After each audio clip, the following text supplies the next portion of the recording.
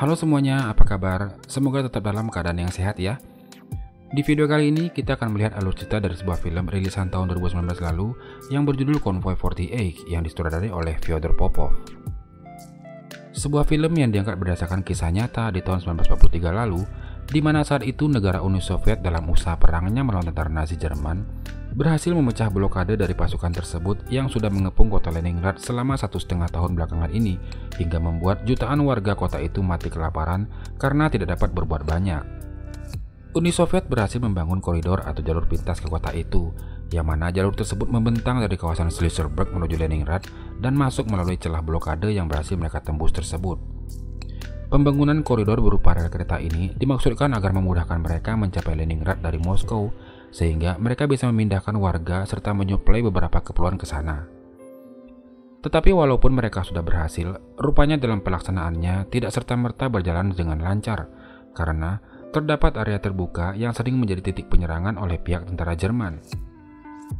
Seluruh warga yang dikatakan cukup umur dikerahkan untuk ikut membantu negara agar bisa memenangkan peperangan ini, termasuk kaum perempuannya. Dan di dalam film ini, kita juga akan melihat beberapa orang perempuan yang diketahui baru lulus SMA, tapi ikut dalam pembangunan ini sampai kepada proses menyuplai barang dan juga terlibat perang melawan Jerman di area terbuka tadi yang dikenal dengan sebutan koridor kematian. Ya, lalu bagaimanakah cerita lengkap mereka? Tanpa berlama-lama, kita langsung saja masuk ke alur ceritanya.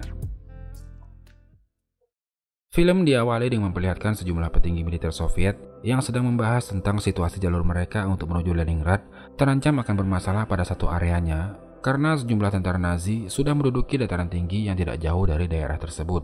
Sementara jalur ini adalah jalur pintas terbaik yang harus segera mereka bangun dan lewati agar bisa mencapai kota Leningrad secepat mungkin. Para pasukan yang diharapkan untuk bertugas di sana pun diketahui sudah banyak menjadi korban, serta kondisi fisik mereka saat ini juga sudah sangat kelelahan. Dan karena sudah kekurangan orang, diputuskanlah malam itu mereka akan mengikut sertakan sejumlah perempuan dari organisasi pemuda untuk dapat membantu mereka. Kedua perempuan ini bernama Masya dan Sonya.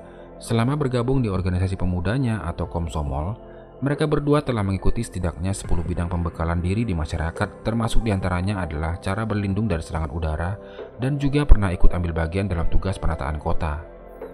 Kali ini mereka akan ikut bergabung bersama pasukan militer ini untuk diikutsertakan dalam tugas belajar atau training sebagai konduktor kereta. Dan selama mereka ikut di sana, mereka akan tinggal di barak kereta serta mendapat fasilitas seperti anggota militer lainnya. Tugas pertama yang diberikan kepada mereka adalah membantu pasukan Soviet untuk membangun rel kereta bersama para perempuan lainnya. Rel kereta yang akan menuju ke kota Leningrad dan ditargetkan harus selesai dalam beberapa hari ke depan. Dalam aktivitas mereka ini, tidak sedikit juga tantangan yang harus dihadapi.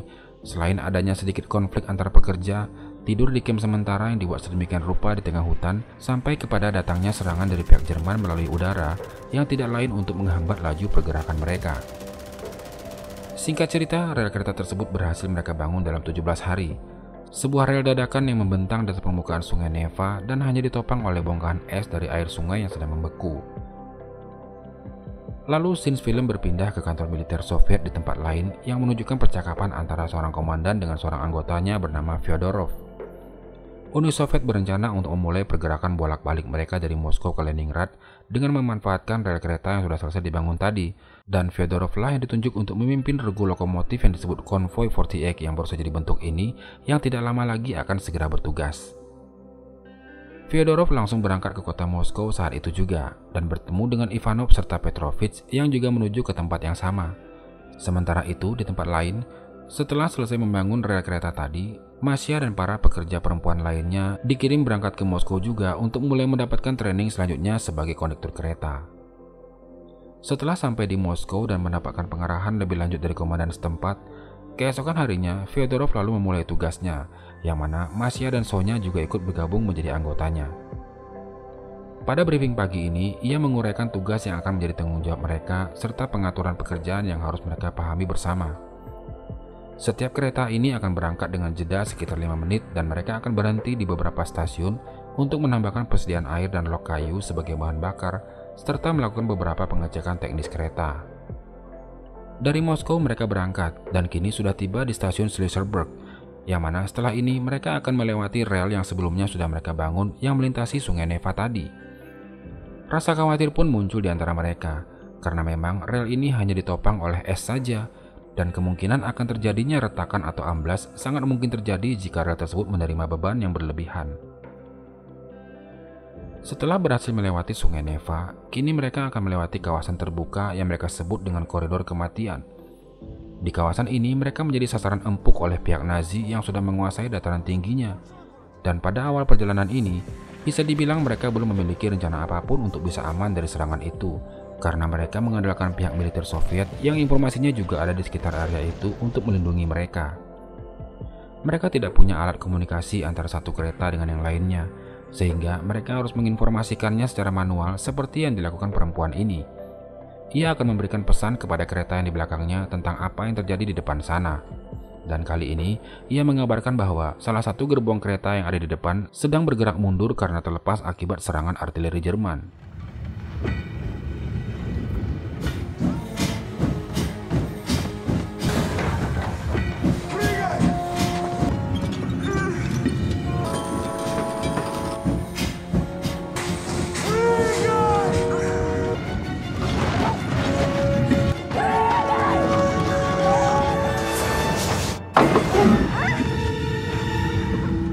Kereta yang dibawa oleh Fyodorov ini pun harus sedikit terhambat dan terlambat karena harus mendorong gerbong yang terlepas itu.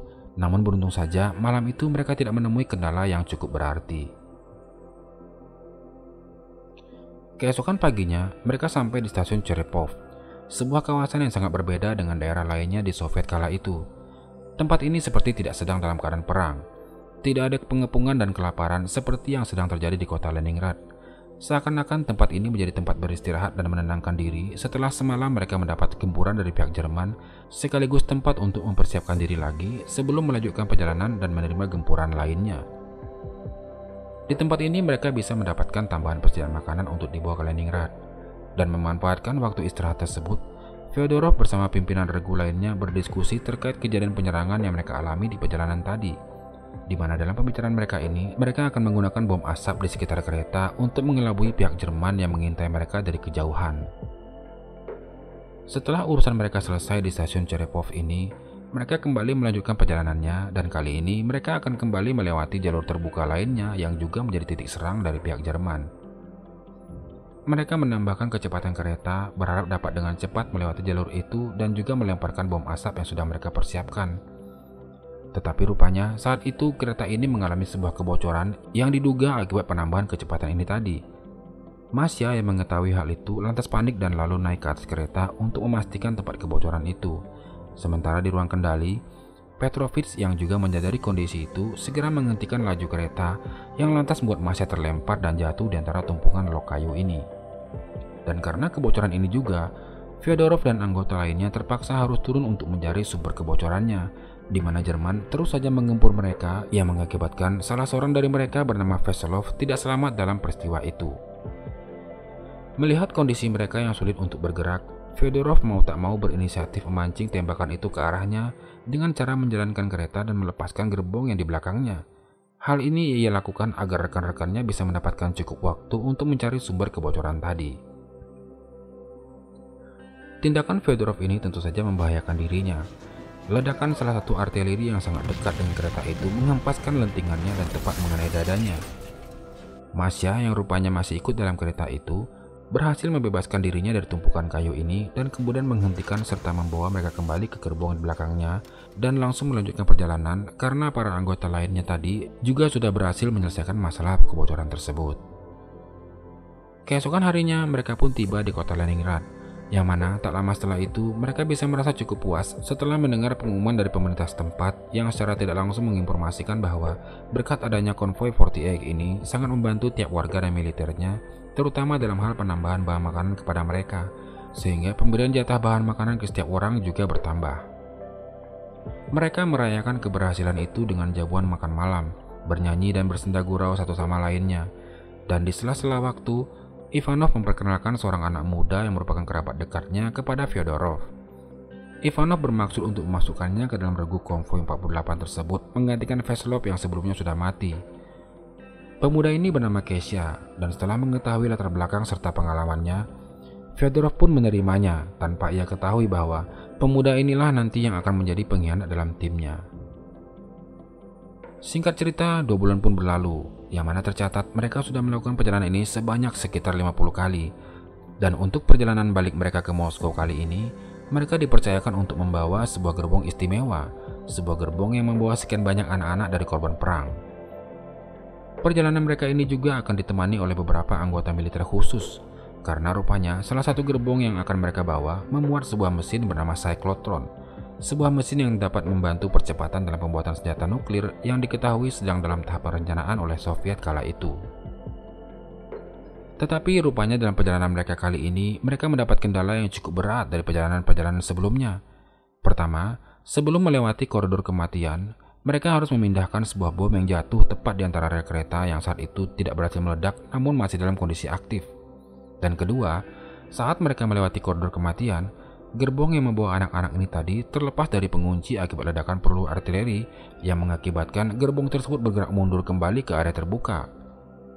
Sonya dan Masya yang berada di gerbong tersebut kemudian menghentikan gerbong itu dengan rem manual setelah mereka melewati area terbuka itu dan berhenti di area pepohonan.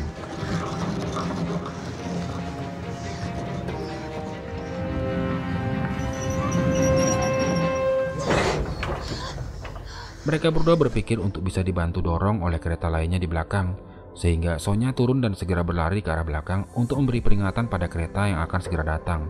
Sementara Masya mengarah ke depan untuk memberitahukan status mereka kepada yang lainnya.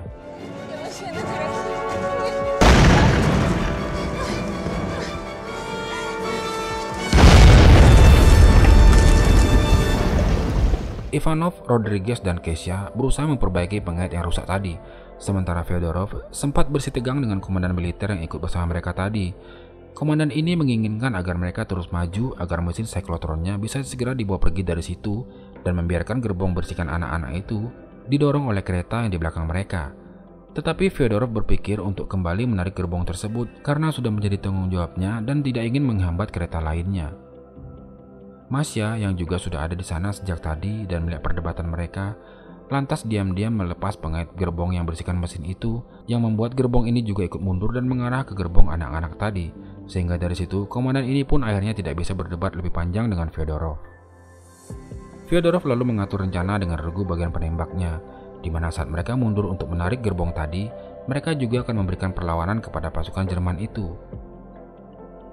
Kereta ini diperlengkapi dengan senjata anti pesawat yang sangat kuat, sehingga bisa memungkinkan mereka untuk bisa memberikan perlawanan. Mereka memundurkan kereta sedikit ke area terbuka untuk memberikan ruang bagi regu penembak. Dan di saat Jerman memberikan serangan baliknya, mereka bersembunyi lagi dengan cara memajukan keretanya. Ketika mereka mundur lagi untuk memberikan tembakan, Fyodorov mengambil alih senjata itu dan menggantikan posisi para penembak perempuan ini. Namun sayang, ketika Petrovich akan menggerakkan keretanya untuk maju lagi, kereta ini macet dan tidak dapat bergerak. Ivanov lalu turun dan memeriksa keadaan kereta, yang mana di sana dia mendapati bahwa kereta tersebut sudah disabotase. Ada sebuah pin yang dipasang yang membuat kereta ini tidak dapat bergerak. Dari sini Ivanov segera menyadari bahwa hal itu adalah perbuatan Kesha. Ia mendatangi dan bermaksud untuk memarahinya, tetapi rupanya Ivanov salah menilainya. Tiba-tiba saja Kesha menyerangnya dengan pisau yang seketika itu membunuhnya. Sementara itu di bagian belakang, Fyodorov mengalami kesulitan dan terluka parah karena kini dia menjadi sasaran empuk oleh pasukan Jerman.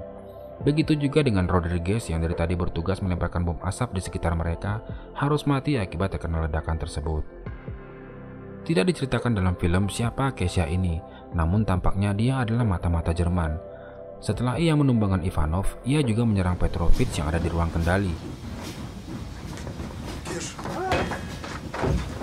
Dan setelah itu ia keluar dan tampak ingin menembakkan suar agar posisi mereka bisa terlihat oleh pesawat pengebom milik Jerman. Beruntung Petrovich rupanya masih bisa bangkit dan segera menggagalkan aksi Kesha tersebut. Dan tak lama setelah itu, pasukan Soviet yang memang ada di sekitar hutan itu juga berhasil melacak posisi Jerman dan menyerang mereka, sehingga kereta konvoi 48 ini bisa selamat sebelum hancur berantakan tidak berdaya menghadapi serangan Jerman tadi. Mereka senang melihat bantuan itu datang. Begitu juga dengan Fyodorov yang berusaha ikut senang walaupun pada akhirnya nyawanya sudah tidak dapat tertolong lagi.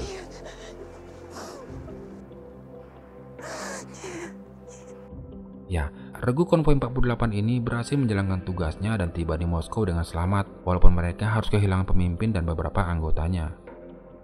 Mereka berhasil membawa anak-anak ini dan juga mesin siklotron tanpa ada kerusakan sedikit pun. Dan di akhir film diceritakan juga kelanjutan pengembangan senjata nuklir dengan bantuan mesin siklotron tersebut yang pada akhirnya berhasil mereka selesaikan pada tahun 1949. Ya, baik teman-teman, mungkin segitu saja dulu alur cerita film Konvoi 48 ini yang bisa saya sampaikan. Lebih kurangnya harap maklum jika ada cerita yang tidak terceritakan dengan baik, dan mohon maaf jika dalam penyampaiannya terdapat kata-kata yang kurang menyenangkan. Silahkan like kalau kalian suka atau dislike kalau tidak suka video ini, dan jangan lupa subscribe serta nyalakan lonceng notifikasinya agar tidak ketinggalan ketika nanti kami mengupload video terbaru.